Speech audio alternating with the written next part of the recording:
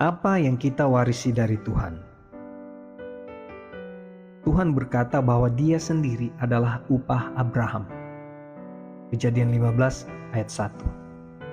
Jika kita adalah milik Kristus, maka kita adalah keturunan Abraham dan ahli waris sesuai dengan janji. Ahli waris Tuhan, ahli waris bersama dengan Kristus. Pemazmur juga berkata, Tuhan adalah bagian dari milik pusakaku. Mazmur 16 ayat 5. Jadi kita melihat ada jembatan yang menghubungkan semua umat Tuhan dengan Abraham. Harapan mereka tidak lain adalah janji Tuhan kepadanya.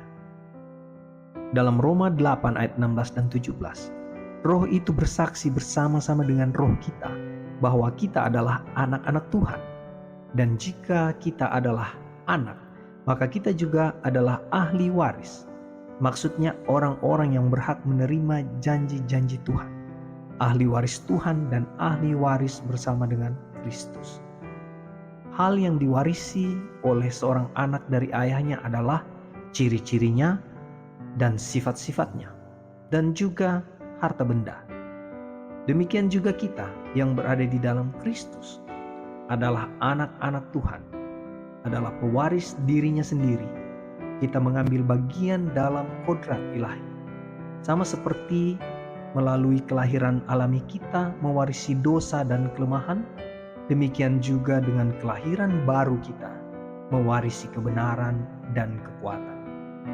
Penerimaan roh Tuhan, kuasa yang menghidupkan kembali, membuat kita sebenarnya keturunan langsung dari Tuhan. Cenderung kita sering meratapi nasib kita sebagai pewaris dosa, atau membuat dalih terhadap kekurangan kita dengan alasan bahwa kita telah dilahirkan dengan kecenderungan jahat ini. Kita tidak dapat melakukan sebaliknya dan tidak bertanggung jawab akan hal itu. Tetapi Tuhan telah mengambil semua penyebab dari alasan semacam itu, dan pada saat yang sama telah menghilangkan semua alasan untuk berduka atas kelahiran yang penuh keberdosaan atau menuduh apapun kepadanya. Kelahiran baru sepenuhnya menggantikan yang lama. Siapa yang ada di dalam Kristus, ia adalah ciptaan baru. Yang lama sudah berlalu. Lihatlah, segala sesuatu dijadikan baru dan segala sesuatu berasal dari Tuhan. 2 Korintus 15 ayat 17 dan 18. Dia yang mengambil Tuhan sebagai bagian dari warisannya memiliki kuasa yang bekerja di dalam dirinya untuk kebenaran. Jauh lebih kuat daripada kuasa kecenderungan warisan untuk kejahatan. Sebagaimana Bapa surgawi kita lebih besar daripada orang tua duniawi kita. Janji yang Tuhan buat kepada Abraham bukan hanya untuk dia, tetapi juga untuk keturunannya. Abraham tidak mengetahui rencana Tuhan, dia mengetahui janji itu dan mempercayainya, tetapi karena dia sudah tua dan tidak memiliki anak, dia mengira bahwa benih yang dijanjikan kepadanya akan datang melalui hambanya yang dipercaya. Tetapi itu bukan rencana Tuhan.